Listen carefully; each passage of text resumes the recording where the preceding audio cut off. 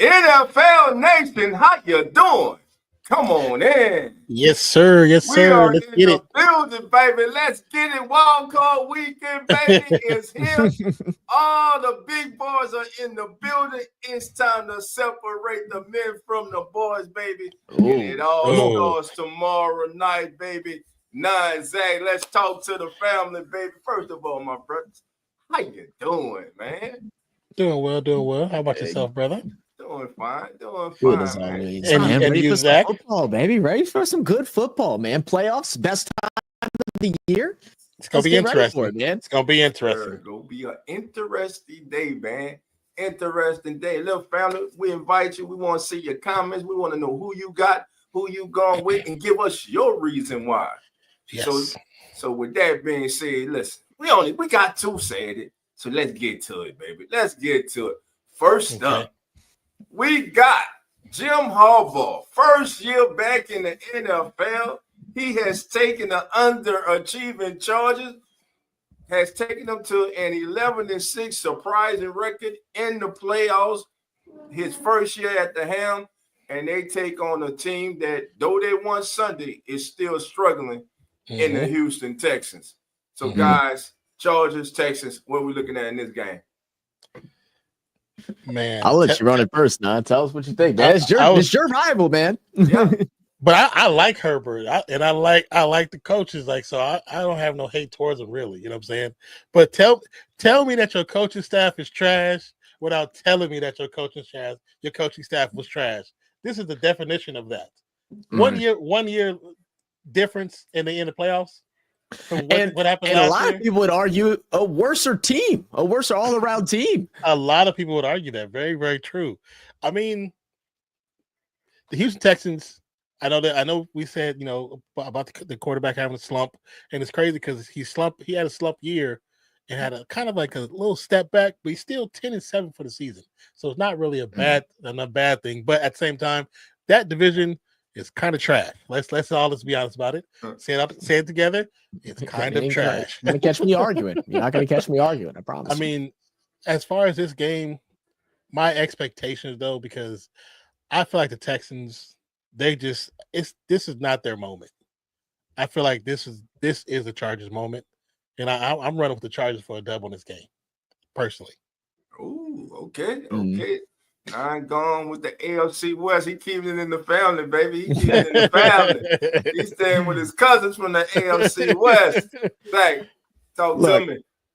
I mean, look, the Texans, I agree with you, man. To be honest, the Texans have probably been the most disappointing team for me this year. Like, I mean, they do have, 10-7 record is nice. It is better than what it was last year, but it's not saying a whole lot, especially when that division has gotten worse than it was last year. Colts still trying to figure out their answers. Jacksonville's looked horrible. Tennessee's looked horrible. Texans were supposed to be this knight in shining armor that was supposed to be like the Patriots were back when they were during their dynasty, but we just hadn't seen that. They really struggling in the run, something that a lot of people didn't expect, or some people did. They, whenever they brought in Mixon and got rid of, their other guy. But now we take a look at the Chargers, and they're in prime position to go in and do something big for this one. I'm looking at the injuries, and we got a couple people questionable, and I think the biggest one that's on this list is J.K. Dobbins and whether or not he can play. J.K. Dobbins has been that guy. He's, dealt with a lot of injuries in his past, but keeps coming back. And when he's healthy, he's dangerous. It's someone that Harbaugh has been able to lean on a bunch. And because he's been out for a little while, Gus Edwards and company, they've been able to get some reps and kind of get warmed up leading into this game. And we know the Chargers are going to run the football. They're going to run. They're going to control the time possession. They're going to keep the Texans off the ball for as much as possible. That way, this young second-year quarterback CJ Stroud can't go out and do anything ridiculous. So I'm with you, Nan. I actually think the Chargers, with their defense and with their stout run game, and then with a guy like Justin Herbert, who we know can throw the rock when he throws it and doesn't hold on for it too long, can go do some special things. So I'm going Chargers as well. Okay. Everybody going Chargers. Well, I guess I got the already story, baby. Y'all already know, boy. I'm about the lone wolfie, baby. Despite their struggles, all season long, I just we haven't seen the best version of the Houston Texans this season. And what better time for them to appear than tomorrow night, baby, tomorrow afternoon in H-Town, baby, that the roof might be open. It's cold out. It's cold in Texas, baby. They still might open the roof, baby. Some fresh air blowing there. They need to do something to get this thing on track. I'm a lone wolf this one, man. I still believe in this team. Listen, this team was a lot of people's preseason choice as a Super Bowl contender. Everyone felt in love with it from last year, rightly so. Young team, young coach, great promise in future. My thing was this year you couldn't sneak up on nobody, and I think that's what has happened. They're getting everybody's best. No one's so it's the NFL. Any given Sunday, you understood that. Sure. You understand that, but sometimes teams can't overlook or not take a team as serious. But teams know now. Hey, absolutely. Everybody know about the Texans. Everybody's had to hear about the Texans in the offseason as Super Bowl favorites, one of the top teams in the AFC that's going to challenge the Chiefs and the Bills and the Ravens for supremacy.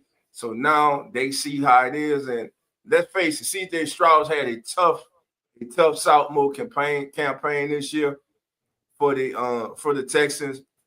In fact, he has thrown for 699 yards on passes outside the pocket, which is third most in the NFL. So inside the pocket is pretty much where you want to keep it. That's what he's kind of struggled at this year, inside the pocket.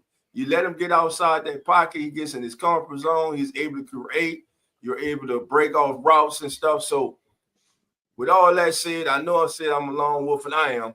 I'm going with the Texans. I love what Jim Harbaugh. It's kind of hard to go against Harbaugh, but it's kind of hard because the man, like Nine said, like you say, Zach, man, coaching matters. Coaching matters. When you look at this team, and we all say for years that this team just was underachieving with the coaching that they had. So with that being said, tomorrow night, it ain't strong, fam. I love when Dolph trying to talk himself out of his thing. If you want a little extra push, Dolph, I also remind you Tank Dell ain't going to be there. Stephon Diggs out for the season. They're back to what only Nico Collins. Mechie is also questionable. Right. I mean, if you need a little bit of a kick, they still got Dalton Schultz. I'll give you a kick. We still got Schultz. They still got Mixon. All right. They got Collins, damn it, and they got C.J. Stroud. I'm going with the Texas, baby. Oh, that's right, baby. Houston, Texas, baby, at home. Pull the upset. I don't know, man. I don't know. Upset. I'm taking the Texans. Look, 41.5 over under. What's your thoughts on? Do we go over this or do we go under 41.5? Oh, I'm saying lately under. These over under ain't been over. None of them's been over really. Yeah. It's been very rare. I'm going under. I'd leave this one the hell alone if I'm being honest. But if you're making me pick, I'm with that. I'm with that as well. I'm going under if you're making me pick. Yeah, going under. Okay, going under. So we're all going under on this one. Houston missing too many pieces, man. Houston missing too many pieces. I think to be triumphant in this affair. Just to be honest, I think they're missing too much. And I think they need to be. I think they need to be over if Houston's going to win. They need to score. They need to shut it down, right? They need to score consistently in order to beat the Chargers, because the Chargers are going to hold big time possession. That's why it's going to be a low scoring game. And let the Texans can go and fire and take the Chargers off their game and force them to start passing the ball to their guys that have lost their hands in Palmer and Quinnen. That's the only way they win it. If they can keep running the ball and create time possession, Chargers get it. It'll be under if Chargers win. But the one thing too is like Herbert's not afraid to throw that rock, bro. So if he has to throw it 30 times, he will. They better all beat a McConkey. and most likely it will be at least 70%, at least 70%. Right. Well, that's what Danielle Hunter and Will Anderson Jr. come in. Right now, they are the only team in the NFL that have two edge defenders, the Texans, that are ranked in the top 10 in terms of pressure rate this season. Mm-hmm. So those two guys are going. They have formed a dynamic duo for the Texans. It's just been a Texans inconsistency on offense. But I look at the offense, and you guys just said who they're missing. But think about it. The team that they're taking the field with tomorrow in the playoff is basically the same team they had last year. Nico Collins. Remember, Tank Dell was out in the playoff. It was Nico Collins. They didn't have Joe Mixon at running back. They had Dalton Schultz, and they had C.J. Stroud. Again, it's virtually the same team. Same as last year. Yeah. The big difference is, and which I think is going to pay a difference in the mark, is Joe Mixon. Joe Mixon giving them a legit running threat will help them in this game. So that's why I'm going with the Texans. Mixon has to show up, though. He can't put up a goose egg. He has to show up. That's the thing. Yeah, it's a must. It's a must. Yeah. It's a must he show up. All right, so 9 and Zach are going with the Chargers. Your boy Dolph is rolling with the Texans. Let us know in the chat who you going with. All right, next game up. One more time. Here we go. Black and Blue division. Still City, baby. Ravens. It's this like the Ravens finally, last meeting, Lamar Jackson was finally able to beat the Steelers. But was that just a mirage? Will it go back to normal? Will the Steelers once again remind the Ravens and Lamar Jackson that we your daddy? Talk to me, baby. Talk to me. Let me know. Let me know, family. What we thinking here, 9?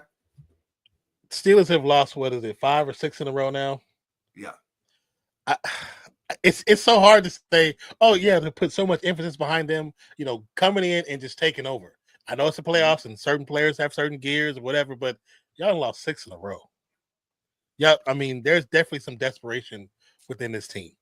But at the same time, I have been probably like one of the lone people saying with the Ravens when it comes to playoffs or in these type of moments, coaching has not been the greatest.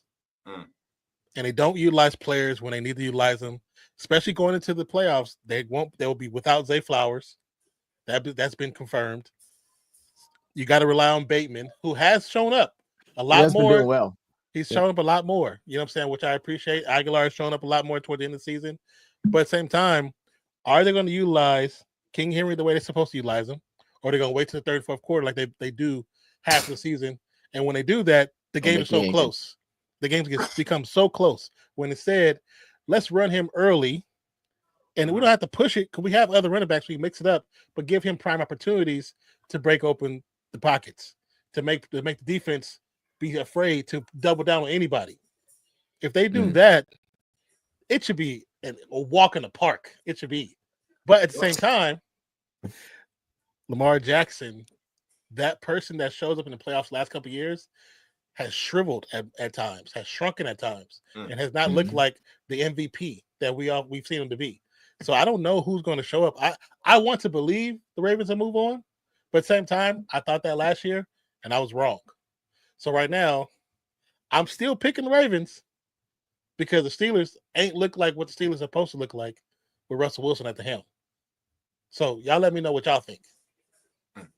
Yeah, I mean, look, when I look at this game, losing Flowers is definitely huge. I mean, Bateman has been doing well, but there's definitely a different type of situation whenever you go from being the primary wide receiver versus the second wide receiver. Now you're getting all the main looks, you're getting the extra coverage from the safety, the extra eye on you. The thing that Baltimore needs to do is what Carlos loves to say: KISS, keep it simple, stupid. Right? Yeah. Run the ball. Deep shot. Yeah, and then just throw in a deep shot in there every now and then. I mean, you got the ability for Lamar. If there's nothing open, go do some work with your feet, right? You got Derrick Henry. Let him do work on the ground. And then pick your pockets, pick your opportunities, and take those deep shots to Bateman and guys like that. That is your game. It's very simple. It doesn't need to be more complicated. Make them beat that. Let them beat the simplest version of your football game because more likely it's going to be the most successful. Now, when we talk about the Steelers and their losses, so it's they've lost the last 4, and you go back and look at even just their whole season as a whole. There hasn't been a stretch of just really competitive games throughout most of their season up until these last 4 weeks where they played Eagles, Ravens, Chiefs, Bengals. And they all resulted in losses. And so we're starting to see the truth come in on what this team looks like and why the things that we've said where we don't think this is a good Steelers team. We don't quite understand how they're winning. It's starting to come into fruition. We're starting to see that now, and there are issues. There's holes. There's things that they aren't able to adapt to. Their run game has been better, but they definitely are not top tier. Russell Wilson is still the same old Russell Wilson that was with Denver not that long ago. That's making mistakes. That doesn't have the old stuff that he used to. Right? There's no magical water bottle like in Space Jam. He could take it and revive his career. It ain't gonna happen that way. So I think the Steelers are just underhanded. If they can stop the run, then they can beat the Ravens, but I don't think they can do that. So I'm going Ravens. Yeah. Excuse me. Okay. Ravens. Everybody Ravens. Oh, okay. Get a double long wolf here. Here we go. It's early. Hold on. Just wait. It's coming. Okay, It's coming. Here we go. First of all, I'm gonna piggyback a little for 9 about Derrick Henry. Okay. I think John Harbaugh's coaching decisions in the playoffs the last few years has been questionable. You go out, you get the great Derrick Henry to pair him with Russell Wilson. Your thing was, hey, get through the regular season and get to the playoffs. Now you're here. Now you got arguably 2 of the most dynamic runners with the ball in their hand in the same backfield. Yep. This is where you use them. For his career in the playoffs, Derrick Henry is averaging 104 yards per game, and he only trails 2 Hall of Famers. That's Terrell Davis, and for a lot of you, you're going to have to Google this name, John Riggins of the Washington Redskins. When they were the Redskins. Old school. John Riggins was a beast, man. So I will feed a lot of RPO tomorrow with Henry and Lamar Jackson. Zay Flowers being out is a big loss, but we must remember his favorite target is back, and that's tight end Mark Andrews. So Mark Andrews is there. So I think the Ravens are going to be fine on offense. I think Lamar will play a complete game tomorrow. The thing is with the Steelers now. Let's go to the Steelers. The Steelers have lost 4 straight, and in those 4 straight, they're only averaging 14 per game. Now, since Russell Wilson took over in week 7, they're averaging 28. But down the stretch, like the guys just mentioned, the Steelers have not looked good. Ravens finally defeated them in week 11. But the one thing that the Steelers did do in that game was they pressured Lamar Jackson. Yeah. Matter of fact, he was only 4 of 13 in that game when under pressure for 34 yards, which was the 4th lowest completion percentage of the season. So with that being said, man, it's just I don't think that the Steelers will have enough, be able to score enough to keep up with the Ravens, despite if Zay Flowers was there, to me, it'll be a easy game, but an easier game. Yeah. I don't trust Bateman, but I trust King Henry. I trust Mark Andrews. And the thing that has happened down the stretch for the Ravens is the Ravens defense has started to look like the Ravens defense. Yeah. So with that being said, man, I ain't lone wolf in this one, man. I'm going with you guys right now. I'm going we're with keeping Ravens you sane. also. You got to help keep that balloon down. You got to keep it down, man. I do wonder, man, with Zay Flowers going out, if we'll see some more 2 tight end sets with getting likely more involved as well. Yes. I mean, because right now with wide receiver, I mean, you're looking at just Aguilar and Bateman, right? I mean, outside of that, who do you got? I mean, if go look through, we got Steven Sims, Devontae Walker. You know what I'm saying? So I'd definitely be interested to see them utilize both Likely and Mark Andrews in the offense this week when they do have to pass. And they're both good blockers. That's what I'd be doing. I don't know why they haven't done that throughout the season. Like you have two talented tight ends. Why not use them together? Like, I mean, people always talk about how that's what the Patriots did when they had smaller receivers. But when you have the dynamic tight ends like they had at one point, why not utilize them like the way you did? Like, I don't understand why offenses don't do that. Like, to me, it doesn't make any sense. That team won several titles doing it, and nobody seems to want to do it anymore. Right. Well, we only got 2 games tomorrow. But for those 2 games, y'all know what time it is.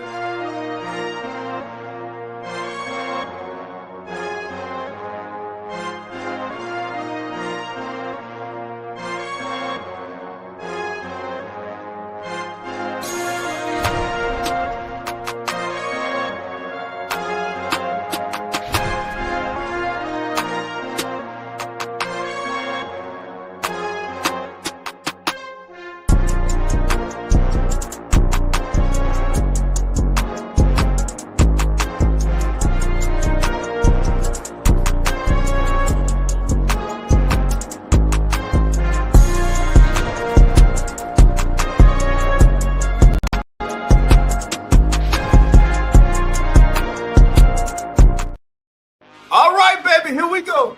It's the wild card version of straight balling. If you ain't ready, baby, get ready because your boy Dolph is ready. God damn it, I'm ready for some football tomorrow, baby. Let's get it on, baby. Let's get it on, baby. All right, so Wild Dolph going for his straight ball of the day. Damn it, I'm standing right here in the AFC North. Baltimore and Pittsburgh. Lamar Jackson. Jackson to Jackson. This is Jackson talking to Jackson, brother. You've been here before. You've been the MVP. You got the record for most rushing yards in the history for a quarterback. So now here it comes down. It comes down to this. Here is the time. Now is the time where you have to get past the Patrick Mahomes, the Josh Allens. This is where you have to take your next step. You cannot drop the ball anymore in the playoffs. Regular season accolades are no good. All that matters now is you getting this team to New Orleans, to the Super Bowl. But to do that, it starts tomorrow. It starts with your nemesis, who you just vanquished a couple weeks ago. It's time to stomp a mud hole in their ass again this week. So my straight ball of the day is none other than Lamar Jackson, because he going to be straight balling. Yes, sir. That's what's up. That's a good choice. A good choice. You going Zach, or you want me to go? No, you go ahead. Go ahead. Okay, so I'm saying AFC. I'm going over to the Chargers though, but I'm picking 2 players. Uh-oh. I'm going on defense, and I need these players to show up. They ain't been showing up like they used to show up before. I need Joey Bosa and Khalil Mack to show up and put CJ Stroud on his skates. Put him on them skates, because they have what it takes to stop them single-handedly. To be honest with you, they're too talented and too skilled to let CJ Stroud to get loose on them. So my big ballers, Joey Bosa, Khalil Mack. Let's get it. Let's get it. Let's get it. I like it. I like it. I like it. Well, you know what? I'm going on the Ravens too. And I actually thought everybody was going to add this guy, but it's got to be Derrick Henry, right? Hold on, please, for the love of Christ. I need you to not hold yourself back. Try not to outsmart yourself and run the ball with Derrick Henry. Let that man, he's going to get 150 yards. He's going to get a couple touchdowns. Derrick Henry is my straight balling player this week. Let's go. Ballin'. Baby. So listen, family, you got our straight balling players for Wild Card Saturday. Let us know yours in the comments. Believe me, we look at the comments and we will respond, family. Listen, also, don't forget to join us this Sunday morning, 10:05 a.m.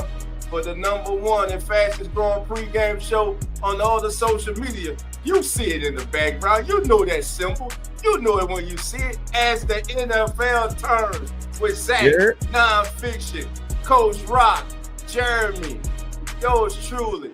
Listen, PJ and the great Carlos. Listen, we have fun. We love you guys. Stay safe, stay warm.